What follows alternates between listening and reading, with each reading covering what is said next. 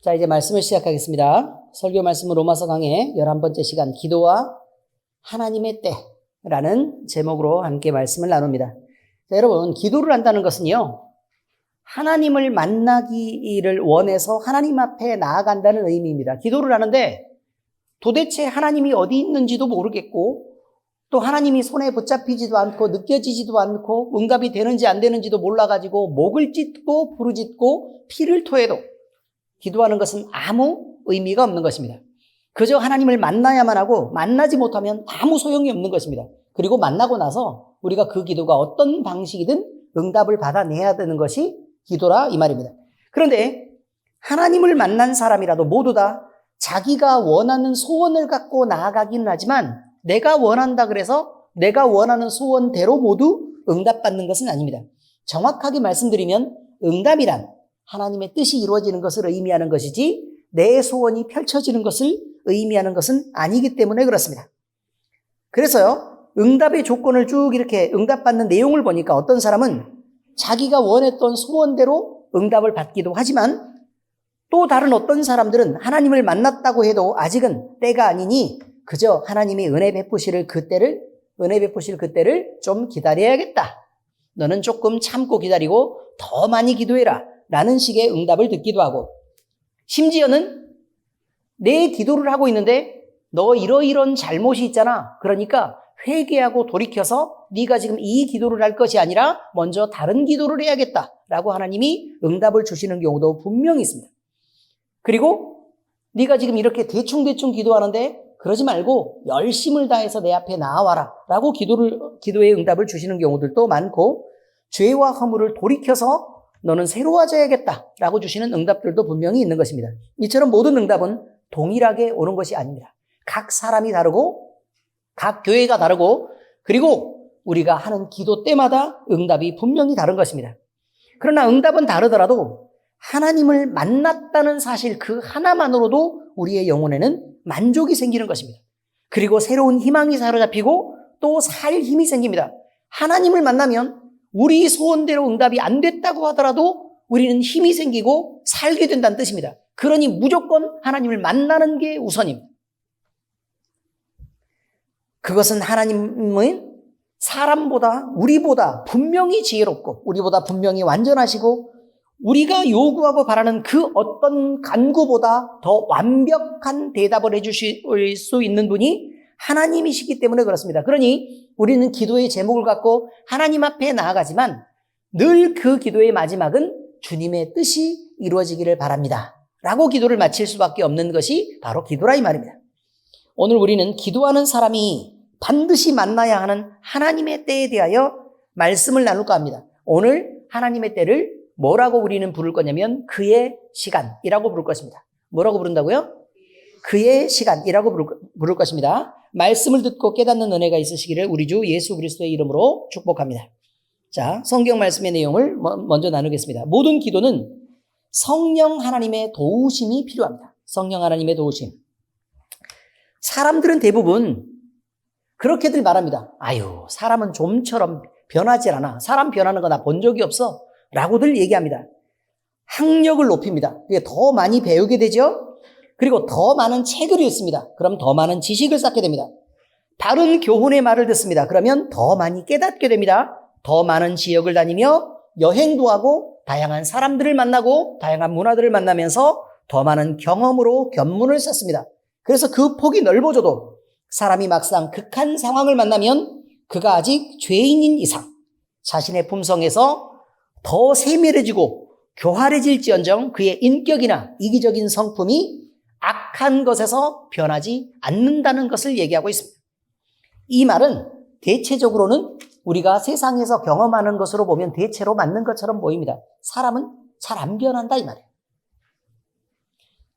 그리고 성경에서도 거의 동일하게 말씀하고 계십니다. 왜냐하면 사람은 모두 죄인이기 때문에 자기 방어 기제가 있을 수밖에 없고 죄인이므로 그에 상당한 만큼의 감각과 사고와 인격적인 왜곡이 있을 수밖에 없고 또 죄인이기 때문에 감각기관에 오류가 있다면 자신의 경험으로 만들어진 그 기억들은 그것이 왜곡을 포함하고 있을지라도 모두 자신의 기준에 맞춰 옳은 것으로 기억하고 있을 것이기 때문에 그렇습니다. 그 전에 제가 예를 든 얘기가 있어요. 부부싸움을 죽으라고 했다 이 말이에요. 부부싸움을 죽으라고 했다. 그런데 알고 보니까 내가 오해를 하고 잘못해서 부부싸움을 하게 됐다는 거예요. 오해하고 잘못해서 부부싸움을 하게 됐다. 그런데 내가 한참 열이 받아서 그렇게 있었는데 상황을 알고 보니까 내가 잘못한 거예요. 그래서 남편한테 사과도 하고 또 아내한테 사과도 해서 내가 잘못했어. 그래, 내가 잘못했네. 라고 했는데 시간이 한참 지나서 한 일주일쯤 지나고 나서 보니까 내가 뭐 때문에 싸웠는지 기억이 안 나는 거죠. 기억이 안 나고 그것만 기억하는 거예요. 감정적으로 그 인간이 나를 엄청 열받게 했었는데 내가 도대체 뭐 때문에 열받았었는지 모르겠네? 라고만 기억하는 것입니다.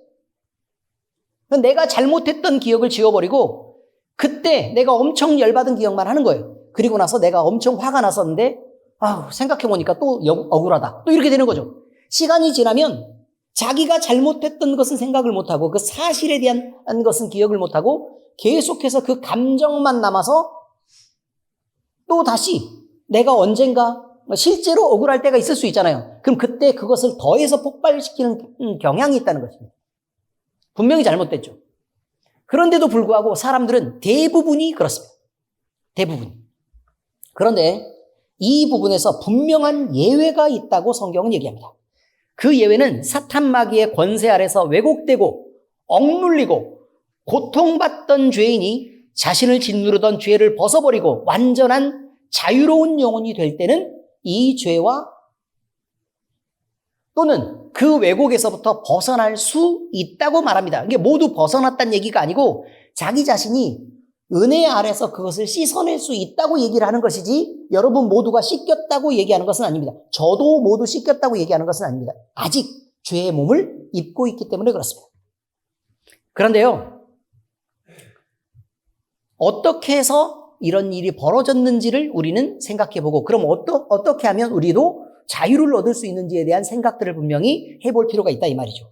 뱀의 유혹을 받아 하나님처럼 살고자 했던, 그러니까 네가 하나님처럼 될 거다라고 유혹했던 그 유혹을 받아들였던 인간이 죄를 받아들인 이후에 만들어진 왜곡은 하나님이 아닌 자기 자신이 하나님처럼 스스로 사고하고 내가 판단할 거야 라고 하는 존재가 되었습니다.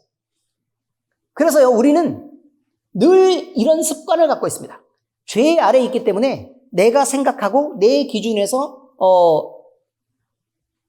재고 달고 판단하는 경향을 가졌다는 것입니다. 그것은 죄인이 가지는 대표적인 모습입니다. 만약에 이게 바뀌면 어떻게 되느냐? 그러면 그렇지, 나도 그런 사람이었지. 그러니 주님의 판단에 맡겨야지. 내가 그렇게 판단할 일이 아니지. 라고 돌이켜서 생각할 수 있는 것입니다. 만약에 그렇지 않고 늘 습관적으로 내가 재고 판단하고 그 사람은 좀 그래. 응? 이 사람은 이래. 너는 좀 잘못됐어. 나는 옳아. 라고 얘기하는 이런 판단의 기준을 갖고 있을 때는 분명히 우리가 그 죄를 벗지 못했다는 것을 의미하고 있는 것입니다. 그래서 인간의 이성과 판단은 창조주 하나님처럼 완전하지 못한데도 불구하고 그 판단과 사고의 기준을 끝까지 유지를 하고 있는 그런 모습을 갖고 있을 때, 그래서 우리는 부족한 판단을 하고 잘못된 판단을 할 수밖에 없다고 지금 얘기하는 것입니다. 그래서요, 그렇게 나타난 한 예는 무엇이냐? 수치가 아닌 것을 수치스럽게 생각하게 되었고 두려움의 대상이 아닌 하나님을 두려워하게 되어서 하나님의 낯을 피해 숨었다고 성경은 기록합니다. 예를 들어 우리가 복음을 전할 때요, 복음을 전할 때 당당하게 예수 그리스도를 말하지 못합니다. 그것은 뭐 때문에 그러냐면 우리가 부끄러워해야 될 것들을 부끄러워하지 않고 부끄러워하지 말아야 될 것들을 부끄러워하기 때문에 그렇습니다. 하나님 앞에 나갈 때도 존엄하신 하나님의 그 이름 앞에 우리가 경건하게 엎드려서 하나님의 높으심을 마음껏 찬양할 수 있어야 하고 그의 품에 있는 것을 즐거워해야 되는데 자꾸 우리는 벗어나서 인간 자체로, 그러니까 나 스스로 내가 모든 것을 판단하고 세상을 즐기는 것을 기준으로 세상의 복을 말하기도 하고 또 내가 가진 풍요를 말하기도 합니다. 이런 모든 것들은 우리의 왜곡으로부터 시작되었다라고 얘기하고 있습니다. 자, 창세기 3장 8절에서 10절에 그렇게 말합니다. 함께 읽겠습니다. 시작. 그들이 그날 바람이 불 때 동산에 거니시는 여호와 하나님의 소리를 듣고 아담과 그의 아내가 여호와 하나님의 낯을 피하여 동산 나무 사이에 숨은지라. 여호와 하나님이 아담을 부르시며 그에게 이르시되 네가 어디 있느냐? 이르되 내가 동산에서 하나님의 소리를 듣고 내가 벗었으므로 두려워하여 숨었나이다. 여러분, 여기에 대표적인 게 있다는 것입니다. 대표적인 거. 하나님의 낯을 피하도록 만들어진 존재가 아닌데 죄를 범하고 나니까 하나님의 낯을 계속해서 피하는 자리로 움직이더라 이 말입니다. 예배를 싫어하게 되고 성경을 읽는 걸 싫어하게 됩니다. 하나님을 묵상하는 걸 싫어하게 되고 하나님에 대한 대화를 하는 것 자체를 거부하게 됩니다. 세상 얘기를 하는 것은 즐겁고 세상의 즐거움, 세상의 쾌락을 얘기하는 것은 신나는데도 불구하고 하나님 얘기하는 게 그렇게 싫습니다. 그래서 그 자리를 피하게 되고 무슨 하나님 얘기를 하면 오늘 특별히 경건하게 잘 산 것처럼 생각을 하는데 여러분, 그렇지 않다 이 말입니다. 죄로 왜곡된 인간이 가질 수 있는 것입니다. 그리고 뭐를 했죠? 내가 벗었으므로 두려워하여 숨었나이다. 두려워할 대상이 아닌 하나님을 두려워하게 됐습니다. 그리고 벗었으므로 수치가 아닌 것을 수치로 느끼게 되었다 이 말입니다. 어떻게 복음을 전하는 것이 우리에게 수치일 수 있겠습니까? 우리에게 자랑인데, 우리를 살려내신 복음, 우리를 지키시는 복음, 우리에게 영광된 복음, 우리가 하나님이 있어서 이만큼 우리가 누리고 즐길 수 있었는데 우리는 그렇게 하면서도 다른 사람이 그 소식을 듣는 것에 대해서 그 사람의 기준으로 판단을 할 때, 우리가 말할 때 오히려 부끄러움을 느낀다는 것 자체가 문제가 된다 이 말이에요. 이러한 인간의 왜곡은 죄인인 누구에게나 예외 없이 있는 것입니다. 어느 누구에게나 다 있다 그 말이에요. 로마서 3장 9절에서 12절입니다. 함께 읽겠습니다. 시작. 그러면 어떠하냐? 우리는 나으냐? 결코 아니라. 유대인이나 헬라인이나 다 죄 아래 있다고 우리가 이미 선언하였느니라. 기록된 바 의인은 없나니 하나도 없으며 깨닫는 자도 없고 하나님을 찾는 자도 없고 다 치우쳐 함께 무익하게 되고 선을 행하는 자는 없나니 하나도 없도다. 하나도 없다가 맞습니다. 하나도 없다. 그 목사님은 좀 괜찮지 않을까? 아니요. 저도 늘 부끄러움 속에서 하나님을 만나고 있습니다. 하나도 없습니다. 그러므로 어느 누구도 완벽하게 옳은 사람도 없고 미래에 대하여 또 인간관계에 대하여 또 하나님과 나 자신에 대하여 완전하게 사고하거나 예측 가능한 사람도 절대 존재할 수 없다는 것입니다. 그러므로 완벽하게 옳은 사람이 없으면 그러면 내가 옳고 너는 틀렸어라고 말하는 사람도 없어야 되는데 늘 그렇게 지적하고 판단하고 자기 자신이 하나님의 자리에 서 있는 경우가 대부분이라는 게 인간이 죄인이라는 것에 대한 증명이라 이 말입니다. 이런 시각에서 보면 우리의 기도도 온전하게 기도를 드릴 수 있는 사람은 존재하지 않는다고 얘기하는 것입니다. 내가 드리는 기도는 늘 맞고 내가 꾸는 꿈은 늘 맞고 내가 본 환상은 늘 맞다고 주장하는 그 사람들이 틀렸다는 것입니다. 우리는 100% 성령 충만합니까? 그렇지 않습니다. 아무리 성령 충만해야 내 생각이 개입돼서요, 성령에 사로잡히는 순간이 와도 결국은 사탄 마귀의 시험이 계속해서 우리를 찌르고 들어오기 때문에 우리는 얼마든지 잘못된 생각을 할 수 있고 잘못된 판단을 할 수 있고 잘못 감각할 수 있습니다. 이것을 늘 조심하고 성경 안에서 우리가 늘 자기 자신을 주의해서 바로 세울 수 있도록 노력해야 되는 게 사람의 존재라 이 말이에요. 그런데 내가 아는 것만 늘 옳으면 어떻게 하겠습니까? 그건 잘못된 것입니다. 완전한 충만에 이르러서 하나님의 마음에 맞는 온전한 기도를 드리고 있다고 본인 스스로 생각하고 또 본인 스스로 믿을 수 있지만 그러나 그것은 완벽한 자신만의 착각입니다. 내가 온전히 하나님 앞에 기도를 다 드리고 있다고 할지라도 그것마저도 오류가 있을 수 있다고 하나님 앞에 조심스럽게 인정할 수 있을 때 우리의 기도가 바른 방향을 향해 나가는 것입니다. 그래서 성경에서는 우리가 기도할 때 마땅히 우리가 기도할 바를 알지 못하나 그렇기 때문에 성령의 도우심을 받아야 된다라고 기록하고 있습니다. 자, 로마서 8장 26절. 자, 함께 읽겠습니다. 시작. 이와 같이 성령도 우리의 연약함을 도우시나니 우리는 마땅히 기도할 바를 알지 못하나 오직 성령이 말할 수 없는 탄식으로 우리를 위하여 친히 간구하시느니라. 여기가 주의해야 됩니다. 우리의 입술을 통해서 나오는 기도 말고 우리의 마음속에 계신 성령 하나님이 우리를 위해 친히 간구하고 있다는 것입니다. 우리가 말로 기도할 때에 하나님은 우리 안에서 기도하고 계신다는 뜻이죠. 이건 굉장히 중요한 일입니다. 그래서 우리가 내가 기도할 때 혼자 기도하는 게 아니구나. 하나님이, 성령 하나님이 우리 안에서 함께 우리를 위해 기도하고 계시는구나 라고 생각해서 이렇게 끌어안고 가슴에 손을 얹을 때 우리는 본질적인 회복이 있는 것이라 이 말이에요. 또한 이어지는 말씀입니다. 바로 보니까 몇 절로 돼 있어요? 27절, 28절이죠. 앞절 읽은 거 뭐예요? 26절이죠. 바로 기도에 대한 내용입니다. 이게 기도에 대한 내용인데 사람들이 엄청 착각하고 있는 내용이기 때문에 잘 들어야 된다는 거예요. 이어지는 말씀에서 우리가 하는 인간적인 기도만으로는 충분하지 못하기 때문에 우리의 기도와 더불어 성령 하나님의 기도가 더해져서 합력해야만 선을 이룰 수 있음을 분명하게 말하고 계신다 이 말이죠. 자, 로마서 8장 27, 28절 같이 읽겠습니다. 시작. 마음을 살피시는 이가 성령의 생각을 아시나니 이는 성령이 하나님의 뜻대로 성도를 위하여 간구하심이라. 우리가 알거니와 하나님을 사랑하는 자 곧 그 뜻대로 부르심을 입은 자들에게는 모든 것이 합력하여 선을 이루느니라. 자, 여기서 우리가 얘기할 때 하나님을 사랑하는 자 곧 그 뜻대로 부르심을 입은 자들에게는 모든 것이 합력하여 선을 이루느니라 라는 것을 부분적으로 생각해서 이 구절만 갖고요 사람들이 뭐라고들 얘기를 많이 하느냐, 합력해 선을 이룬다. 이 사람 저 사람 다 모여가지고 다 더해보면 다 하나님은 선을 이루시는 방향으로 끌고 가신다. 맞는 얘기입니다. 하나님의 교회를 그렇게 끌고 가시는 게 맞는 얘기다 이 말이에요. 그런데 여기서 말하는 본질은 그게 아니라는 거예요. 뭘 얘기하고 있는 거냐면 내가 하는 기도와 내 마음속에 계신 성령 하나님이 하는 그 기도가 더해져서 합력되었을 때 하나님의 선을 이루어 나간다라는 말씀을 여기 쓰고 있는 거예요. 보세요. 거기 보세요. 마음을 살피시는 이가 성령의 생각을 아시나니 이는 성령이 하나님의 뜻대로 성도를 위하여 간구하심이니라 라고 얘기하죠. 누구를 위한 간구를 한다고요?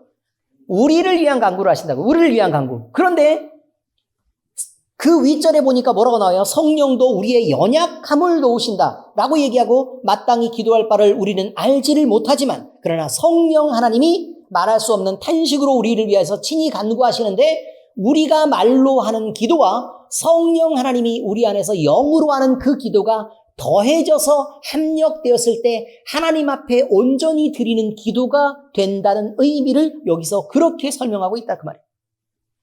그래서 우리는 이 합력해서 선을 이뤄나가는 것이 여러 사람이 힘을 보태서 도와서 하나님의 뜻을 이뤄나가는 온전한 교회를 만든다라는 그 의미하고는 다른 의미의 말이다라는 것을 알고 계셔야 돼요. 물론 이것이 틀린 말은 아닌 게 우리 모두 각각의 교회의 지체가 돼서 하나님이 각각의 많은 사람들을 도와서 그래서 우리가 하나의 교회로서 완성되어 가고 또 우리를 통해서 하나님의 교회가 영광을 받으신다. 또 하나님이 예수 그리스도가 영광을 받으신다 라는 그런 의미로 쓰여있는 성경 말씀도 대단히 많기 때문에 이 말씀을 적용해도 뭐 그다지 틀린 얘기는 아닌데 본질은 그렇다는 것입니다. 착각할 수 있으니까 얘기하는 것입니다. 두 번째, 인생의 방향을 뒤바꾸는 하나님의 시간, 그의 시간을 만난 사람들이 있습니다. 우리는 복음이 한 인간의 삶을 바꿀 수 있음을 믿습니다. 그런데 어떤 사람은 아주 긴 시간 동안 성경을 배우고 하나님을 이해하면서 성장해 가기도 합니다. 예를 들어 모태신앙을 사람들이 주로 얘기할 때 뭘 봉사 좀 하라 그러면 나 좀 시간이 없어서 못해. 또 어디 예배 좀 드리자 그러면 나 좀 약속이 있어서 못해. 같이 성경 공부를 좀 하자 그러면 나 못해. 또 이것도 못해, 저것도 못해. 그러니까 모태신앙이다 이 말. 어렸을 때부터 예수님을 믿는 가정에서 태어난 그런 사람들은 하나님을 어떤 순간에 임팩트 있게 만나는 그런 경험을 한 사람들이 굉장히 적습니다. 그래서요, 그 인생에서 어려움의 순간을 딱 만났을 때 하나님을 의심하는 경우들이 굉장히 또 많이 있습니다. 그래서 부모는 자녀들을 교육할 때 어렸을 때부터 하나님을 믿게 했다면 그것은 하나님이 본질적으로 살아계신 하나님이라는 것을 본인 스스로의 인생 가운데서 증명하도록 굉장히 많이 노력해야 됩니다. 이게 보통하고 또 다릅니다. 근데 세상을 살았던 사람들은 어느 순간에 갑자기 하나님을 만나기 때문에 하나님에 대해서 느끼는 게 세상과 비교해서 느낍니다. 그 전에 예수 믿는 가정에서 태어나면 그냥 늘 뭐 생각하는 게 교회고, 그 다음에 만나는 사람들이 교인이고, 그 다음에 뭐 하던 게 맨날 뭐 기도하고 밥 먹고, 뭐 그러는 게 늘 일상화되었기 때문에 하나님의 존재에 대한 인식 자체가 별로 없다는 게 더 큰 문제가 될 수 있다고 얘기합니다. 그래서요, 몇 대에 걸쳐서 신앙이 전달되기가 대단히 어려운 것입니다. 왜냐하면 신앙이 전달되는 것은 내 자신이 살아있는 하나님에 대한 경험으로 가득 채워지고 내 자신이 인격적으로 변화됐을 때만 이 아이가 하나님이 계시구나라고 느낄 수 있는 것인데, 나는 애한테 근데 막상 살다 보면 애들한테 뭐 잘못하면 소리 지르고 그렇게 하지 말랬지 라고 그거 만지지 말랬잖아, 들어오니까 버려 라는 말을 하는 게 더 많은 거예요. 하지마, 전화기 좀 그만 쳐다봐, 엄마가 보냈어, 너 한번 혼나볼래? 라고 얘기하는 것이 대부분이기 때문에 그것으로는 예수 그리스도를 못 배운다는 얘기를 말하고 있는 것입니다. 그러므로 우리는 조심해야 됩니다. 우리가 예수님을 믿고 있었을 때 자녀에게 전달되는 예수 그리스도는 훨씬 더 임팩이 적다는 것을 우리는 늘 잊지 말아야 된다는 거예요. 그런데요, 성경에는 자신의 생각으로 자신의 인생을 고집하며 살다가 어느 순간에 갑자기 하나님을 만나 그를 이해하고 주님을 영접하여 완전히 다른 인생을 살게 된 경우를 여러 부분에서 전하고 있습니다. 이런 사람들은 하나님의 시간, 즉 그의 시간 속으로 들어간 것입니다. 하나님의 시간 속에 완전히 사로잡혀서 내가 그의 시간으로 들어간 거예요. 그 순간에 들어갔을 때는 내 자신이 아닌 것처럼 느껴집니다. 그동안 내가 생각했던 것이 그 생각이 안 나요. 하나님으로 사로잡히는 시간이 생겨납니다.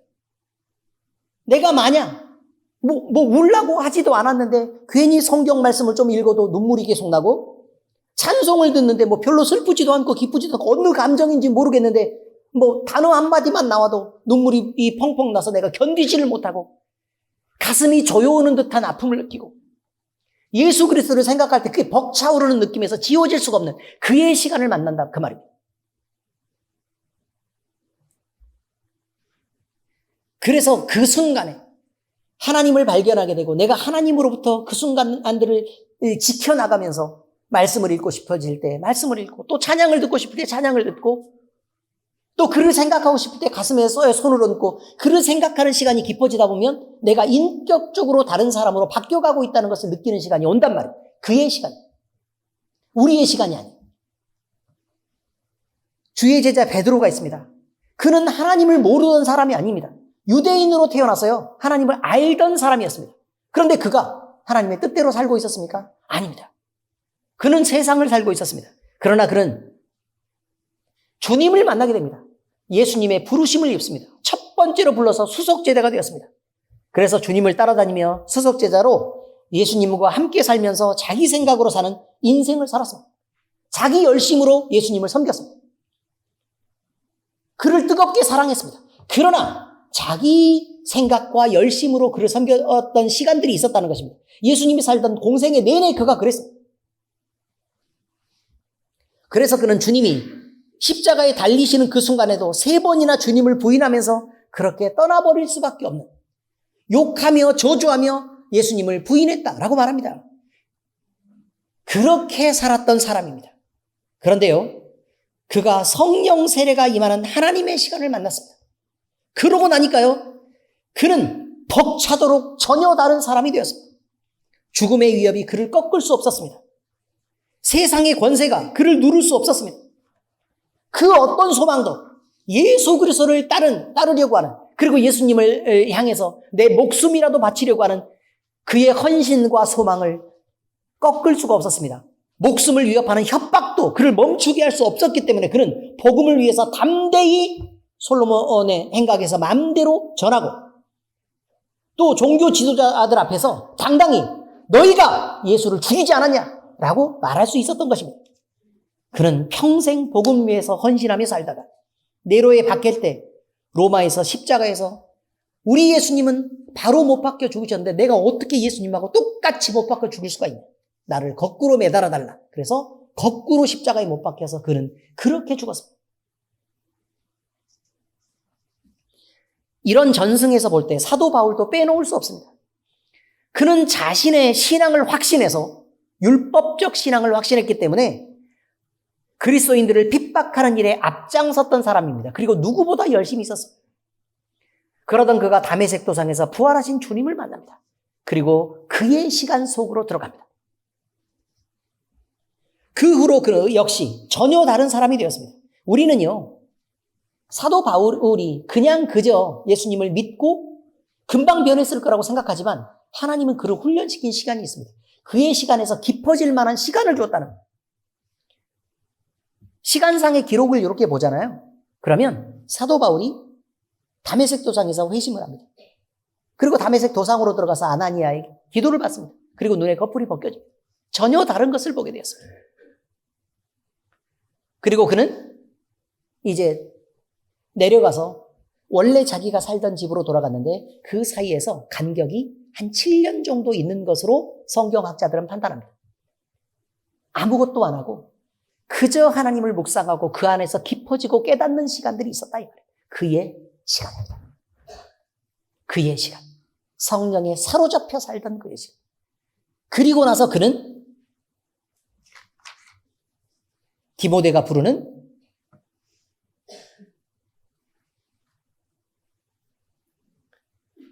교회의 추천을 받아서 함께 사역하게 되는 일이 있고 이방인의 사도로 평생을 헌신하게 되었습니다. 그의 생각이 바뀌었고 그동안 그의 인격이 바뀌었고 그의 가치관이 바뀌었습니다. 소중하게 생각했던 것들을 다 배설물로 여기게 됐고 오직 그리스도 예수 그리스도의 복음만 가치가 있는 그런 인생을 살게 되었습니다. 전에 그가 섬기던 것이 율법과 자기 자신의 확신이었다면 부활하신 주님을 만난 이후로 그가 섬기던 것은 예수 그리스도와 그의 복음이 되었습니다. 그 역시 복음을 위해 이방인의 사도로 살다가 죽을 때는요, 목이 베어서 순교당한 것으로 정해집니다. 이와 같이 성령 세례를 받은 사람들은 그의 시간을 만났고 이전과는 전혀 다른 인생을 살게 되었습니다. 초대교회에 헌신된 성도들이 그랬고 복음을 위해 핍박받던 우리 한국교회 신앙 선배들이 그랬습니다. 제가 순교자들을 얘기할 때 대부분의 순교자들은 어떻게 했다고요? 다 복음이 들어올 때 그거 못 들어오게 하려고 때려 맞고 칼로 순교자들을 죽였던 사람들이 그 다음에 선교사 죽였던 사람들이 순교자가 된 것입니다. 하나님이 그들에게 그런 은혜를 주셨습니다. 우리 교회에도 그의 시간을 만난 사람들이 있습니다. 우리는 그들을 알고 있습니다. 부럽죠? 그의 시간을 만들어서 인격적으로 변하고 바뀌어가는 그런 사람들이 있다 이 말이에요. 근데 이름을 말하기에는 좀 그러니까 그렇습니다. 여러분, 이런 신앙 선배들의 모범을 따라 우리도 성령으로 감동되어 주를 위한 인생을 살게 해달라고 기도할 수 있어야 합니다. 하나님은 살아계시지 않습니까? 하나님의 이름이 여호와시라면서요. 여호와의 이름이 뭐예요? 스스로 계신 자 아닙니까? 그러니 우리에게 하나님을 나타내 보여주십시오. 세상의 죽은 신처럼 우리가 찾아가서 뭘 배워가지고 억지로 만든 신이 아니라 하나님이 우리 마음 가운데 찾아오시고 직접 하나님을 증명해 주십시오. 그래서요, 성경은 우리가 배우는 것으로, 제가 가르치는 것으로 여러분이 성경을 알 수 없다고 분명히 성경에 얘기합니다. 제가 가르치는 것은 성령 하나님이 여러분 마음에 감동되고 가르치시기 위해 도움을 드리는 것뿐입니다. 이것으로 깨닫는다고 여러분이, 제 말을 깨닫는다고 여러분이 신앙에서 인격이 변하는 게 아닙니다. 오늘 깨닫는 것은 지금 설교 시간에 나가면 제목부터 시작해서 잊을 것입니다. 안 변해요. 미안하지만. 아무리 좋은 설교를 해도 성도들은 변하지 않습니다. 지식이 쌓여갈 뿐입니다. 그러나 그의 시간을 만나서 가슴으로부터 하나님이 치고 들어오는 그 감동 속에 사는 사람은 분명히 생각이 바뀌고 인격이 바뀝니다. 그래서 전혀 다른 사람이 되고 그 사람이 변한 것보다 다른 사람이 먼저 알게 됩니다. 아, 이 사람 변했구나. 이 사람 변해가는구나. 라고 그냥 알게 됩니다. 우리는 누구를 믿는다고요? 여호와 하나님을 믿습니다. 여호와 하나님을 믿습니다. 그러니 우리가 읽는 성경 안에서도 우리 스스로 읽어서 발견할 수 있다고 착각하지 마시라 이 말이에요. 그것은 단지 지식을 쌓는 것뿐입니다. 성경을 아는 것은 읽고 감동될 때 멈춰야 합니다. 그리고 가슴에 손을 얹고 묵상해야 됩니다. 하나님, 저를 이 말씀으로부터 감동을 시작하셨으니까 저를 좀 가르쳐 주세요. 라고 느껴야 합니다. 그리고 금방금방 지나가면 안 돼요. 많이 읽는 게 좋은 게 아닙니다. 물론 많이 읽게 돼야 좋은 것이긴 하지만 많이 읽는 것 자체로서 저는 성경을 읽었는데 하나님 왜 이렇게 영적으로 나쁘죠? 목사님? 이라고 저한테 얘기하는 사람 엄청 많습니다. 전 기도했는데 왜 나빠요? 설교 들었는데 왜 나빠요? 그것은요, 성령이 그를 사로잡지 않기 때문에 그렇습니다. 그에게 마음을 내놓지 않기 때문에 그렇습니다. 우리가 성령으로 감동되어 있지 않기 때문에 그렇습니다. 영적으로 왜 나쁘냐고요? 읽는 것으로 제가 성경을 알 수 있다고 말했습니까? 하나님을 알 수 있다고 얘기한 적이 있습니까? 저 없습니다. 그런 적. 성경을 읽는 것은 도움이 되기 때문입니다. 하나님을 알아갈 때. 근데 본질적으로 하나님을 가르치시는 건 뭐라고요? 하나님 자신이라는 말이에요. 설교로 알 수 있다고요? 모른단 말이에요. 이건 지식뿐이에요. 그런데 이 설교를 통해서 여러분의 마음에 감동하시는 하나님이 계시면 그 하나님이 여러분 자신을 가르칠 거라 이 말이에요. 그리고 묵상해야 합니다. 그리고 묵상할 때 혹시나 다른 방해들이 있을 수 있습니다. 그럼 그때 다른 것을 제쳐놓고 우선해서 내가 묵상해야 돼요. 다른 방해를 받지 않도록 했어야 합니다. 집중해야 합니다. 그의 시간에 들어갈 수 있도록. 찬송을 부를 때도 가사를 묵상하면서 그 안에서 깊어져야 합니다. 그래야 은혜가 있습니다. 그래야 변화가 있습니다. 그죠, 이은호 집사님? 그렇습니다. 노래 잘하는 사람 엄청 많습니다. 그래서요, 뭐 찬양 사역자 한다고 노래 성악 열심히 연습해가지고 돌아다니는 사람들 중에 은혜되는 사람이 그렇게 없다니까요. 왜요? 자기 자신의 실력을 자랑하기 때문에. 근데 은근히 막 정의자 권사님이 막 이렇게 찬양할 때 막 은혜되고 막 그런 경우가 있을 수 있어요. 물론 굉장히 어렵지만 좀 맞았으면 하는 생각이 늘 있죠. 그러나 성령에 감동돼서 부르는 찬송은 다르게 느껴진단 말입니다. 음을 떠나서요. 너무 떠나지 말았으면 하는 생각이 있어요.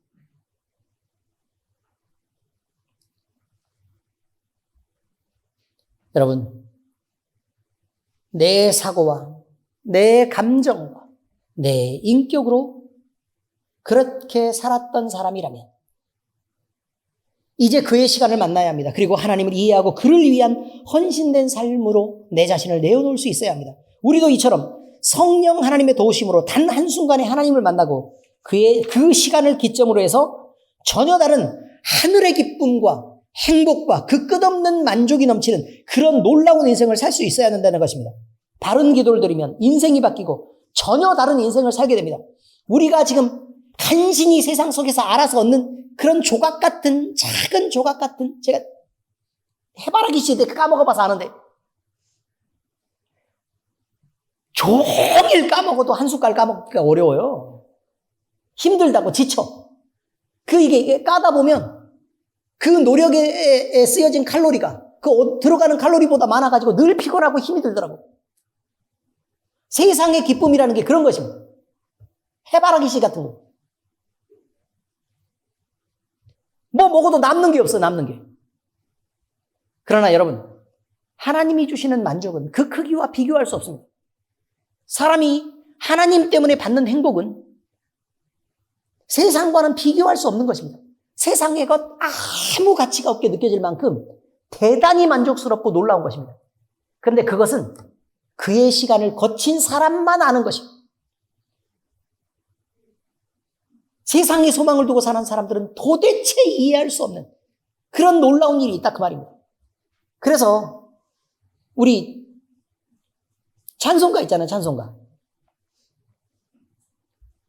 네, 부르려고 하는 거 아닙니다. 그 은혜 떨어질 때 사람들이 찬송가 부른다 그래가지고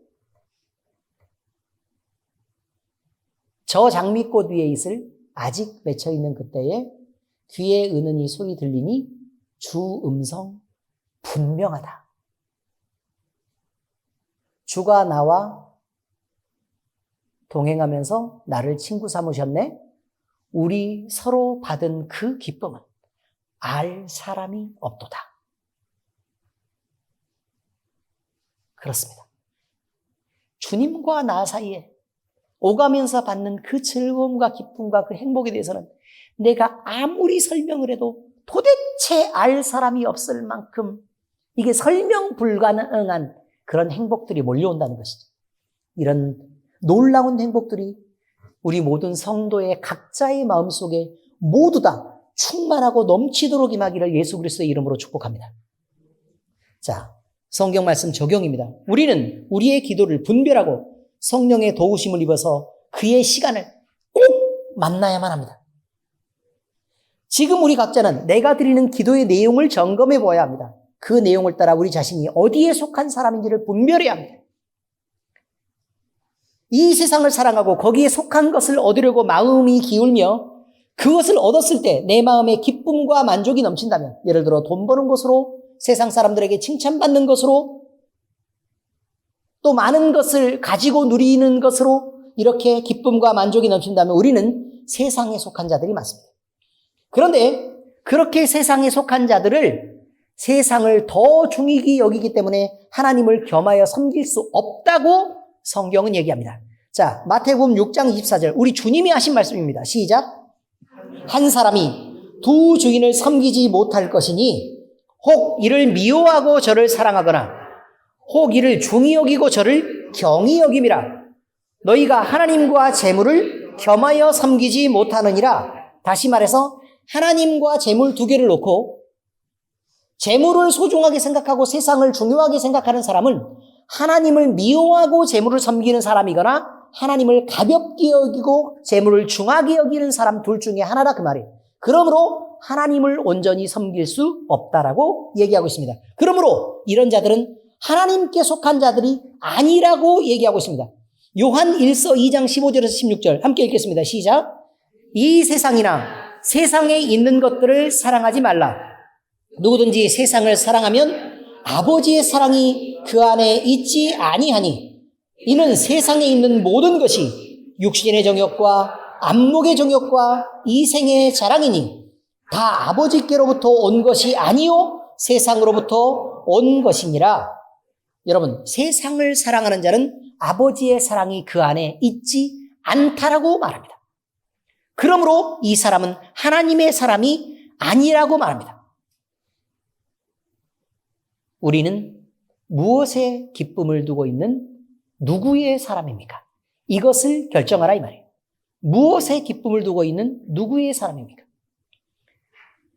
그런데 우리 자신은 하나님을 향하여 살고자 하나 하나님의 사람이라고 고백해도 그의 시간을 만나 성령으로 거듭나지 않으면 어쩔 수 없이 그렇게 살 수밖에 없다는 것입니다. 그의 시간을 만나지 않으면 아무리 하나님 앞에 우리가 나가고 싶어도 맨날 노력하고 맨날 기도하고 맨날 찬양하고 맨날 성경 읽고 고민하면서 맨날 그렇게 살고 있는데도 불구하고 안 되더라고 말입니다. 그렇게 살고 싶어서 그렇게 사는 게 아니라 그렇게 살기 싫은데도 그렇게 살 수밖에 없는 실력을 가졌기 때문에 그렇게 살 수밖에 없다는 것입니다. 그러므로 우리는 우리의 기도를 분별하고 반드시 성령의 도우심을 입어야 되는 존재라고 말하는 것입니다. 성령이 쏟아지고 하나님의 우리의 마음을 지배하는 그런 순간 성령의 불이 확 쏟아져서 우리 자신을 덮고 마음이 성령의 불로 타오르고 그래서 성령 하나만으로 감동되고 우리 전부가 성령 하나로 가득 차는 그런 시간이 될 때 그때가 되면 우리 몸도 뜨겁고 마음도 뜨거워지고 무서운 것도 없고 두려운 것도 없고 온통 하나님으로 가득한 그런 시간이 지어진다는 거죠. 그의 시간입니다. 우리 자신을 그의 시간 속으로 내어드리고 그의 시간 속으로 들어가야 우리가 그의 시간을 당겨서 받는 게 아니라 그의 품에 들어가서 그의 시간을 만나야 된다고 얘기하는 것입니다. 그의 시간을 만나면 우리의 마음을 지배하고 성령이 쏟아져서 우리의 마음을 지배하고 우리를 온통 뒤덮는 그의 시간을 만나면 우리는 그를 알게 됩니다. 그리고 그를 이해하게 됩니다. 그를 사랑하게 됩니다. 그래서 감동이 되고 하나님이 이끄시는 인생으로 완전히 바뀔 수 있습니다. 우리의 소망은 그것입니다. 주의 나라가 이루어지기를 원합니다. 우리의 기도는 하나님의 시간을 만났을 때 비로소 완전하게 되는 것입니다. 그의 시간이 우리 모두에게 그리고 여러분에게 임하시기를 예수 그리스도 이름으로 축복합니다. 기도하겠습니다.